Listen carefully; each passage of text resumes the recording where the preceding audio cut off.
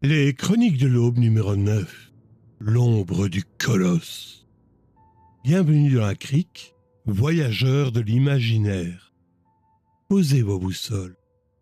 Nous n'allons pas explorer l'horizon, mais levez les yeux vers ce qui le dévore. Le 2 mars 1933, au Radio City Music Hall de New York, un hurlement déchirait le silence. Un roi déchu, arraché à son île, s'accrochait au sommet de la modernité. King Kong n'était pas qu'un singe géant, il était la première pierre d'un édifice qui nous fascine encore, le gigantisme. Mais pourquoi aimons-nous tant ce qui peut nous écraser ? Pourquoi nos rêves sont-ils peuplés de colosses ? Avant les pixels, il y avait la pierre.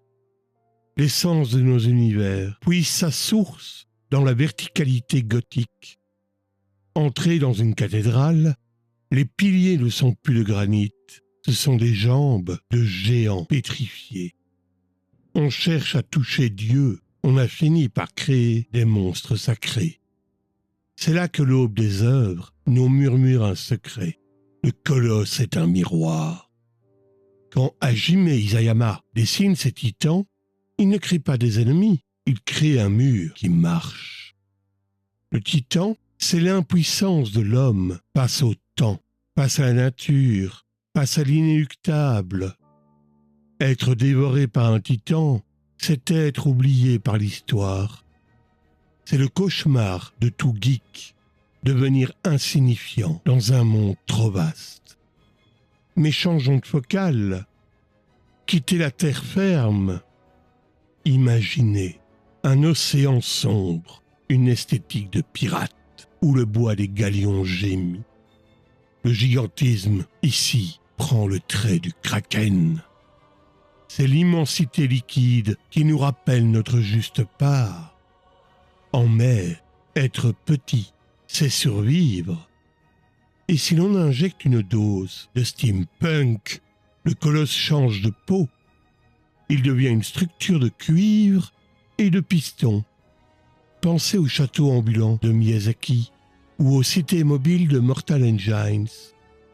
Ici, le géant est une machine-monde. On ne la fouille plus, on l'habite. On essaye de domestiquer le gigantisme par la vapeur et le rouage. C'est l'essence du rêve prométhéen, construire un dieu de fer pour ne plus avoir peur de l'ombre des montagnes.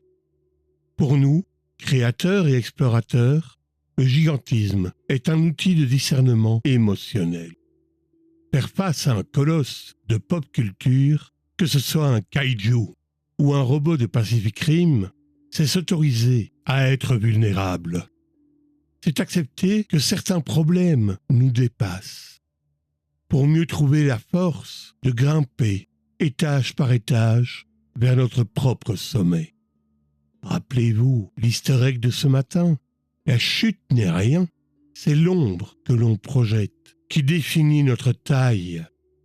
Alors, quelle ombre projetez-vous aujourd'hui sur votre univers ?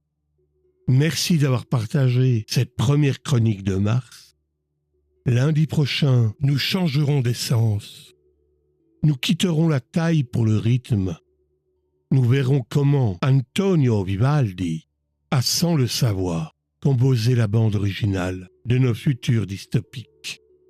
D'ici là, gardez l'œil ouvert et n'oubliez pas, même au pied du plus grand titan, vous tenez encore le crayon qui dessine la carte. Je n'ai pas de cœur, mais j'ai des engrenages. Je n'ai pas de voix, mais mon souffle fait trembler la terre. Je suis le fils de la vapeur et le petit-fils du marbre. Qui suis-je ? À demain pour le Good Morning Le Monde. Abonne-toi, like, partage, commente.